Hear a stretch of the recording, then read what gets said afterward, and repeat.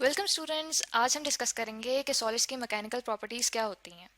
ठीक है, उसके लिए सबसे पहले देखते हैं मैकेनिक्स जो है एक स्टडी का नाम है कि हम कोई भी मटेरियल के ऊपर फोर्स एक्सर्ट करते हैं तो उसके लिए जो मटेरियल है वो उसका कैसा रिएक्शन देता है।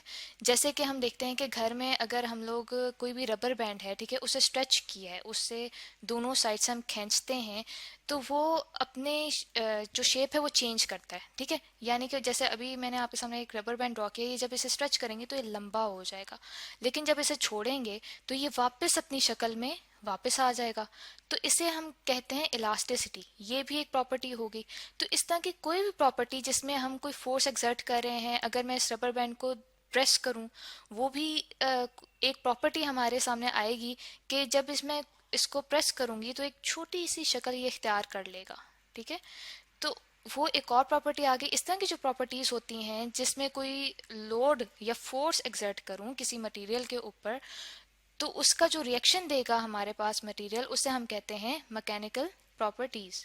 यानी कि इसकी डेफिनेशन में यहाँ पे लिख सकती हूँ कि जो हमने फोर्स एक्सर्ट किया, लोड एक्सर्ट किया, तो उसके मुकाबले में जो रिएक्शन आया उसे हम मैकेनिकल प्रॉपर्टीज कहते हैं। अब ये मैकेनिकल प्रॉपर्टीज क्या क्या हैं ये डिस्कस करते हैं फर्दर। ठीक है, सबसे पहले जो प्रॉपर्टीज हैं उनमें सबसे नंबर 1 पे हम लोग के पास आ जाता है स्ट्रेंथ।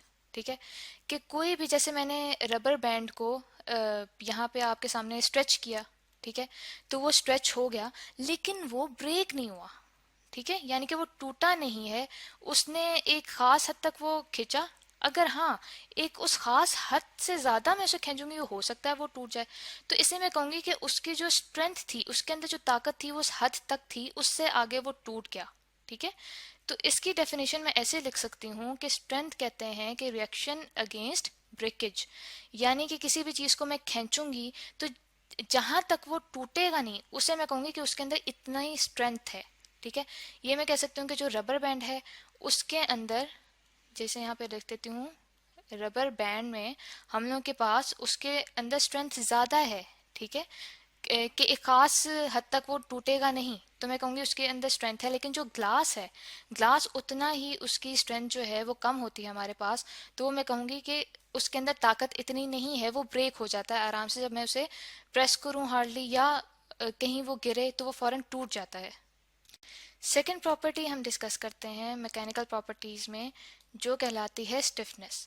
स्टिफनेस से मुराद होता ये है कि जब भी हम लोग किसी चीज़ को प्रेस करें या उसे स्ट्रेच करने की कोशिश करें तो वो अगर अपनी शेप को चेंज ना होने दे, ठीक है, तो उसे हम कहेंगे कि ये बहुत स्टिफ है, इसके अंदर बहुत ज़्यादा स्टिफनेस है। जैसे हम देखते हैं कि अभी हमने रबर बैंड की जैसे एग्जांपल ली, तो रबर बैंड के अंदर ये स्टिफनेस वाली जो प्रॉपर्टी है बहुत कम है, क्योंकि वो तो अपनी शेप चेंज होने दे रहा है कि जब हम उसे स्ट्रेच कर रहे हैं।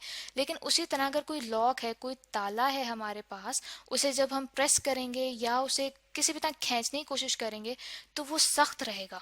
ठीक है, यानी कि वो अपनी शेप चेंज नहीं होने देगा, तो उसे हम कहेंगे ये बहुत ज़्यादा स्टिफ है। चलें, यहाँ तक तो हमने दो प्रॉपर्टीज़ तो समझ ली। अब हम थर्ड प्रॉपर्टी पे आते हैं, जो कि कहलाती है इलास्टिसिटी। इलास्टिसिटी से सबसे पहले तो हम लोगों को जहन में आता है रबर बैंड, जिसकी बहुत ज़्यादा एग्जांपल्स अभी हम देख चुके हैं कि उसके अंदर स्टिफनेस और स्ट्रेंथ की हमने बात की। ठीक है, तो इलास्टिसिटी को हम कह सकते हैं कि ये होता है असल रीगेन इन शेप। कि हम लोग अक्सर जब रबर बैंड से खेल होते हैं हम कहते हैं ये बहुत इलास्टिक है, यानी कि बहुत स्ट्रेच हो पा रहा है। ठीक है, तो इसका मतलब है कि जो हमारा रबर बैंड है वो बहुत इलास्टिक है, कि वो काफ़ी जब हम लोग उसे खींच भी लेते हैं, ठीक है, जैसे यहाँ पे मैं ड्रॉ कर रही हूँ, इसको मैंने स्ट्रेच किया, जब स्ट्रेच करके इसको छोड़ूंगी मैं, यानी कि जो इसके ऊपर मैं फोर्स अप्लाई कर रही थी वो ख़त्म कर दी मैंने, तो ये अपनी शेप में वापस आ जाएगा। ये उसी शेप में नहीं रहेगा जब मैंने इसके ऊपर फोर्स एक्सर्ट की थी। तो इसे हम कहते हैं कि ये इलास्टिक है। लेकिन अब एक और एग्जांपल लेते हैं कि जैसे प्लास्टिसीन होता है, बच्चों के खेलने के लिए प्लास्टिसीन मिलता है ना शॉप्स में, उससे जब हम प्रेस करते हैं, यानी कि पहले वो एक लंबी सी शीट की फॉर्म में होता है, ठीक है, उसे जब हम प्रेस करते हैं ना तो वो एक गोल सी शेप में या किसी भी शेप में हम उसे प्रेस करना चाहते हैं तो कर लेते हैं, लेकिन वो अपनी शेप में वापस नहीं आता, यानी कि वो इसी शीट की शेप में वापस नहीं आता। तो उसे हम कहेंगे कि ये इलास्टिक नहीं है, हालांकि वो भी प्लास्टिक से ही बना हुआ है, लेकिन वो इलास्टिक नहीं है। इसी तरह से एक और मैकेनिकल प्रॉपर्टी हमारे जहन में आती है जिसे कहते हैं डक्टिलिटी। ठीक है, डक्टिलिटी से मुराद ये है कि हम किसी भी चीज़ को मोल्ड करें। मोल्ड का मतलब कि उसे बेंड करें या उसे किसी भी तरीके से उसके ऊपर प्रेशर एक्सर्ट करें ताकि उसे हम शेप्स में ला सकें।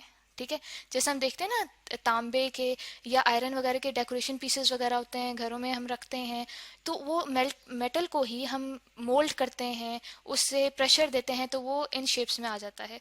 लेकिन इसी में से अगर हम एक प्रॉपर्टी माइनस कर दें ब्रेकेज की, यानी कि हम किसी मेटल को इन चीज़ों में ढाल रहे हैं फोर्सेस के थ्रू, लेकिन वो टूट नहीं रहा, ठीक है, तो उसे हम कहते हैं कि ये डक्टाइल है।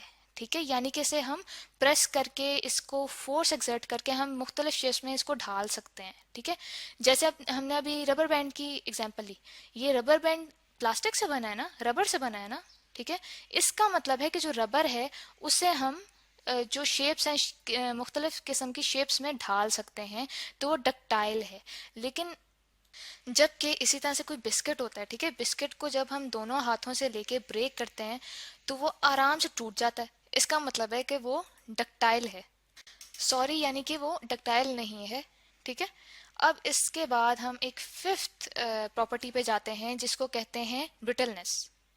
ब्रिटलनेस से मुराद ये है कि कोई भी चीज़ अगर हम लोग किसी चीज़ के ऊपर अगर प्रेशर या फोर्स एक्सर्ट कर रहे हैं तो आराम से टूट जाए। ठीक है, जैसे अभी हमने एग्जांपल डिस्कस की थी रबर बैंड की। रबर बैंड के ऊपर जब मैं फोर्स एक्सर्ट कर रही हूँ तो वो आराम से टूटता तो नहीं है, तो हम ये कह सकते हैं कि उसमें ब्रिटलनेस नहीं है। ठीक है, ब्रिटलनेस उसमें नहीं है। लेकिन जब वो ग्लास है, ठीक है, ग्लास कहीं से गिरता है तो वो फौरन टूट जाता है। दैट मीन्स कि वो बहुत ब्रिटल है, उसमें टूटने की सलाहियत बहुत ज़्यादा है, तो उसे हम कहेंगे कि इसमें ब्रिटलनेस बहुत ज़्यादा है। अब हम अपना कॉन्सेप्ट मज़ीद क्लियर करते हैं कुछ एग्जांपल से, ताकि हमें ये जो मैकेनिकल प्रॉपर्टीज़ हैं ज़्यादा बेहतर तौर से समझ सकें। और यहाँ पे बड़े मज़े मज़े के एग्जांपल्स हमने दिए हैं, कुछ स्वीट्स की, कुछ कैंडीज़ की। ठीक है, हम देखते हैं कि क्या क्या एग्जांपल्स हैं। सबसे पहले हमने डिस्कस किया था कि जो स्ट्रेंथ है वो क्या प्रॉपर्टी है। ठीक है, यहाँ पे हम देख रहे हैं कि एक जॉ ब्रेकर है, ठीक है, और दूसरा हमने लिया है मिंट की एग्जांपल। अब हम देखते हैं कि जो जॉ ब्रेकर होता है ना, वो एक ऐसी कैंडी है जो मुख्तलिफ लेयर्स से बनती है, यानी कि बहुत स्ट्रांग होती है, इसलिए उसे जॉ ब्रेकर कहा जाता है कि वो दांतों से तोड़ी नहीं जा सकती, बहुत हार्ड होती है। और दूसरी जगह जो मिंट है वो देखने में तो सख्त लगती है, लेकिन जब यही एक्सपेरिमेंट हम इन दोनों के साथ करें कि कोई इनके ऊपर हम वज़न रखते हैं, तो जॉ ब्रेकर के ऊपर देखें कि कितना बड़ा हमने वज़न रखा है, लेकिन वो नहीं टूटेगा। जबकि जो मिंट है उसके ऊपर हमने कम वज़न रखा तो वो टूट गया। इसका मतलब ये है कि जो जॉ ब्रेकर है उसके अंदर स्ट्रेंथ ज़्यादा है, जबकि जो मिंट वाली गम थी हमारे पास उसके अंदर स्ट्रेंथ इतनी नहीं थी, तो वो टूट गया। ठीक है, इससे हमें वाज़ेह होगा कि स्ट्रेंथ क्या चीज़ होती है। सेकंड पे हमने पढ़ा था कि स्टिफनेस। ठीक है, स्टिफनेस के लिए हम एग्जांपल लेते हैं मार्शमेलोज की। मार्शमेलोज भी एक कैंडी की किस्म है जो फोम की तरह होती है, बड़ी फ्लेक्सिबल सी होती है। जबकि जो कैरेमल है, कैरेमल ना मुख्तलिफ शुगर्स को मेल्ट करके आपस में मिलाई जाती है, मिक्स किया जाता है, तो हमारे पास कैरेमल बनता है। जो कैरेमल होता है वो थोड़ा सा स्ट्रॉन्ग होता है। ठीक है, मार्शमेलोज की तरह फोमी टेक्सचर उसका नहीं होता। तो इन दोनों के ऊपर जब जब हम एक जैसा वजन रखेंगे तो जो कैरेमल है वो तो अपनी शेप चेंज नहीं करेगा, ठीक है, यानी कि वो स्टिफ है। जबकि जो मार्शमेलो है वो जो है फिस जाएगा, उसके अंदर स्टिफनेस नहीं है बल्कि फ्लेक्सिबिलिटी है। ठीक है, इससे हमें स्टिफनेस समझ आ गई। और फिर हमने डिस्कस किया था कि डक्टिलिटी क्या है। डक्टिलिटी है किसी भी मेटल की या किसी भी सब्सटेंस की कि वो कितना बेंड हम कर सकते हैं, कितना उसे मोल्ड करके मुख्तलिफ शेप्स में ला सकते हैं। यहाँ पे हमने एक ली कि चॉकलेट बार को हम तोड़ें तो आराम से टूट जाती है, लेकिन उसी की जगह जो टैफ़ी है, टॉफ़ी की शक्ल की कोई चीज़ होती है तो वो आराम से मोल्ड हो जाती है। यानी कि जो टैफ़ी है वो हमारे पास ज़्यादा डक्टाइल है और हमारे पास जो चॉकलेट है वो डक्टाइल नहीं है। इसी तरह से ब्रिटलनेस हमने डिस्कस की थी। अगर लॉलीपॉप लें और एक जगह पे हम गम लें और उन दोनों के ऊपर कोई वजन हम फेंकें तो जो लॉलीपॉप है वो टूट जाएगा, यानी कि वो ब्रिटल है। ठीक है, और जो हमारे पास गम है वो नहीं टूटेगी क्योंकि वो फ्लेक्सिबल होती है और वो एनर्जी एब्जॉर्ब कर लेगी इस लोड की। ठीक है, तो हम कहेंगे कि वो ब्रिटल नहीं है। आई होप स्टूडेंट्स कि आपको मैकेनिकल प्रॉपर्टीज़ बहुत अच्छे से समझ आ गई होंगी।